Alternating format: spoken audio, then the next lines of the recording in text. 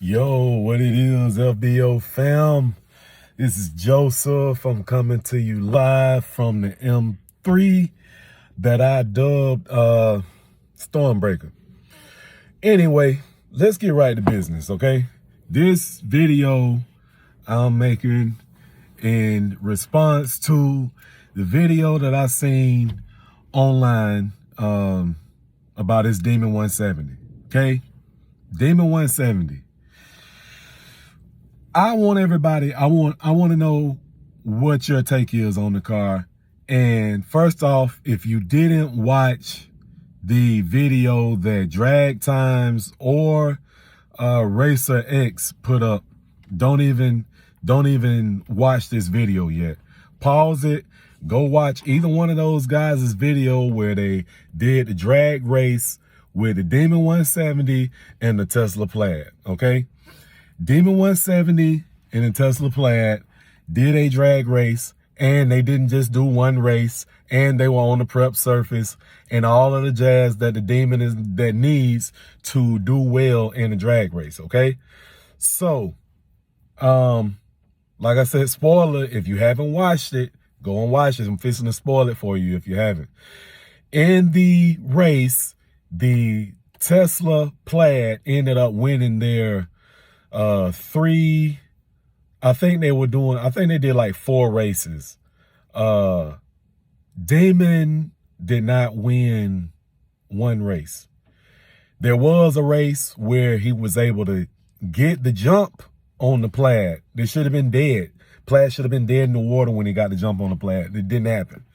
Plaid came around him, and this is the part that I really want to talk about. This is the part that bothered me. First of all, don't crucify me about talking about this Demon. I'm just stating facts. I'm stating what happened and what we seen, okay? The Demon 170, the main excuse, what I want to talk about, the main excuse was that the Demon wasn't getting traction. And if you seen the video that I seen,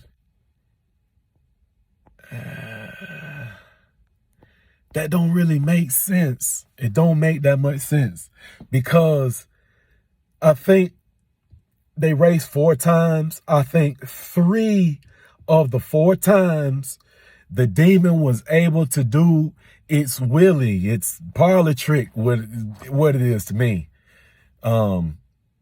The wheelie is nothing but a parlor trick. Anyway, the car was able to achieve the wheelie, and not only do it once, but like pop it up. It carried it out about 30 feet. Then after it went into second gear, brought it up a little bit more again. But he said that Racer X said that he couldn't get the 9.3 out of the car that he know he can because the car wasn't hooking up. Huh? How is the car not hooking up, but it's leaving hard enough and hooking good enough to pop a wheelie twice? That's because the car is hooking up, but the car is unsettling. The suspension is unsettling when it's doing when it's doing the wheelie, when it's doing that 30-foot wheelie, because the car is leaving with so much torque from the line, and it's leaving with so much power. In my opinion, and you guys drop this in the comments, you let me know if I'm right or wrong, if you agree, if you disagree, you tell me why. In my opinion, the car leaving like that, popping a wheelie, doing that, I think that's just a marketing thing, because a clean run would be the car squatting and leaving really hard without popping the wheels up. And I think you could tune the car to do that. I think they could have tuned the car to do that from the factory. I think if they had done so, it would leave more consistently. It would leave hard still. It has it has a trans brake on it, and it has a system that allows you to two-step the car. That's amazing. That's amazing to come on a stock car. That's why I'm not knocking it, but that wheelie stuff is why I got beat. Is why I lost, I think. each time the car left, leaves hard enough, hooks hard enough to pop a wheelie, and while the car was in the air and everything is unsettled, you see the tire shake. You see that dreaded wheel hop that you don't want when you're at the drag strip, when you're leaving. That's how you break stuff. Luckily, they beefed up the suspension. Yeah, the suspension and the differential in the car. But still, I think the car will leave a lot better if you tune it, maybe remove some timing from it or something like that, and let it leave a little bit more fluidly. But you got this Demon 170. This the part that may ruffle your feathers, and I don't care. It's the truth.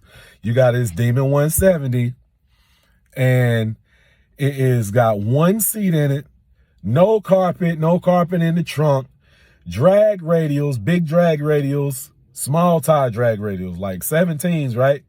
Skinnies up front, 1,025 horsepower. Car's putting down basically 900 wheel, which would be more like, with an 18% drivetrain loss, I think that would be more like 1,050 horsepower, what that car is making, or maybe somewhere between that and 1,075. Okay, so let's take that into account too, because Racer X did have his car dynoed, and that's what it was. That's what they equated that it was putting out. All of that you got with this Demon 170, and you got this car over here, the Tesla Plaid. Not everybody's favorite, not my favorite. It's electric car. Yeah, I'm a petrol head. I'm a car guy. I like the noise. I drive a F80 M3 twin turbo car. DCT is tuned. It's got downpipes on it. Yes, I'm a car guy. Yes, I know that a Tesla is just electric, but you cannot deny what it does. You can't deny it. The car is full interior, almost 5,000 pounds, 5,000 pound car. And you pull up to the line and it's going to run a 9.3 almost every time. Don't need no wheelies. Don't need no special tires. It's on Pilot Sports. Special enough, you know, Pilot Sports is a great tire, but don't need none of that stuff to go out there and run a time beside a car that is a dedicated drag car made to do this. That's not even, Tesla Plaid is not even a drag racing car. But it's just extremely fast. And people get so hurt. But I'm like, what I would love to see is something that is more usable. A drag car is not usable for real, except for at the drag strip. It needs all of these. You got to have, the car must have jumped over the moon last night. You got to have a solar eclipse. The DA's got to be right. The prep's got to be right on the track. And then the Demon 170 is a bad mother. Man, forget all of that. Give me something that's going to do it time and time again. That's what I want to see. The Plaid's going to do it time and time again, but like I said, I'm a petrol head. So what I would really like to see is Dodge quit playing and do like they should have been doing, like the European counterparts.